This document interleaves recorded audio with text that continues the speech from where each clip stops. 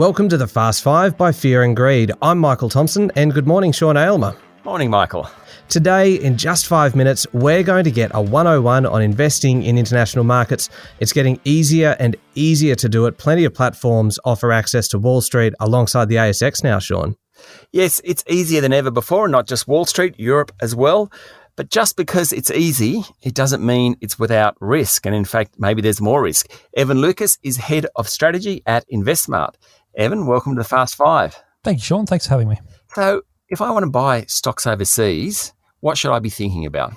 The ease is certainly the first part. So if you even had asked me that question 5 years ago, I would have said you need to be aware that there is a lot of admin and a lot of cost is the word to use straight to you.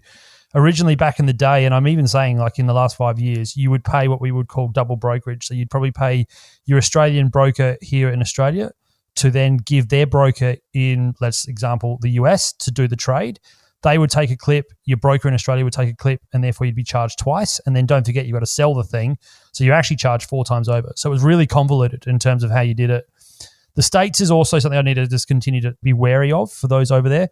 Absolutely look at the US. The US by far is the biggest market in the world for a reason. It's one of the fastest growing markets in the world for a reason. But it does have some additional forms. There's something called a W8 Ben form. It's their tax form is basically a summary of it. No matter who you are or where you are in the world, you have to do one. So just be aware of individually investing internationally in the US.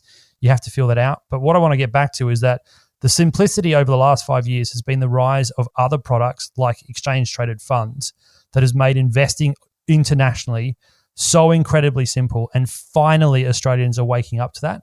So a study by the ASX found about 10 years ago, only 2 out of every 10 investors, not just Australians, just investors, had international exposure. And of that, it was only about 2% of their portfolio. As of last year, so unfortunately the survey hasn't happened yet, but when it will, for 2022, it'll probably show more.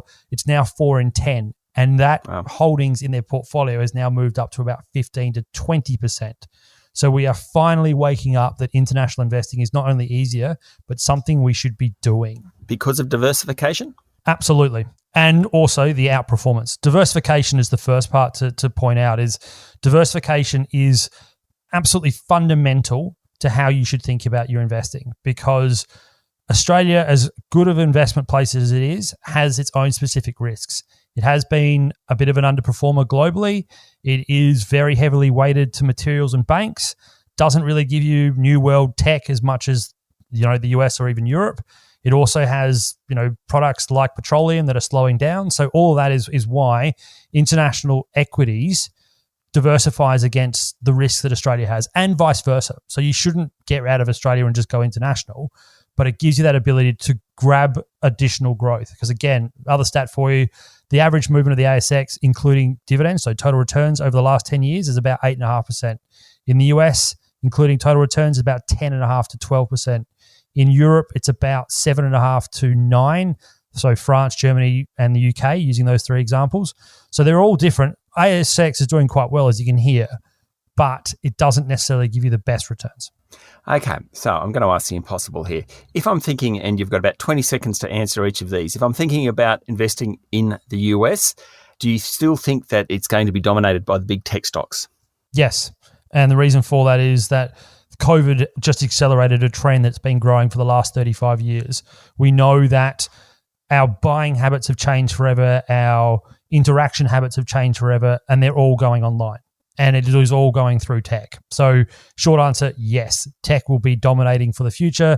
It's new world tech. So the Internet of Everything is sometimes what it's called to. So interneting your house, that's going to be part of the future. Your Zooms are a great example and about doing social interaction through online. The one to really watch will be digitization of health. And that we were already starting to see signs with COVID as well. But digitization of health is the next thing as well. Europe, including the UK? Europe has its spots. So the UK and Europe have probably a higher level of tech than we do here in Australia. It's also got some legacy stuff that sometimes is a bit of a drag. European economics is also a little bit poor compared to the rest of the world. So that can be a bit of a drag, but there are some really exciting things in Europe, and therefore you should be aware of them. UK, same thing. Don't forget, the UK is the largest law exporter on the planet and the biggest exporter of finance on the planet. And we're still going to need both of those for the foreseeable future. And that's why the FTSE has underperformed, but it's certainly an area that I would be watching very closely. And very briefly, China. The big unknown in China. China in 2021 was one of the worst performing markets around. China, however, will continue to recover. The way to look at it is the A50 or to look at the Hang Seng. Chinese companies at the moment have a bit of state influence, and maybe that's the pressure problem. But overall, they are still growing at a level that we could only dream of. So, exit out of China at your own peril, because it will still be there. It will still be the behemoth we know it's going to be. Evan, thank you for talking to Fast Five. Thank you, Sean. That was Evan Lucas, Head of Strategy at InvestSMART. Michael, you know where to invest internationally now. I think we just made it the whole way around the world in 5 minutes flat. Yep. That was pretty impressive. Yep, was. Thank you very much, Sean. Thanks, Michael. As always, you should get professional advice before making any investment decisions. That's it for today. Make sure you've hit follow on the podcast. I'm Michael Thompson, and that was the Fast Five by Fear and Greed.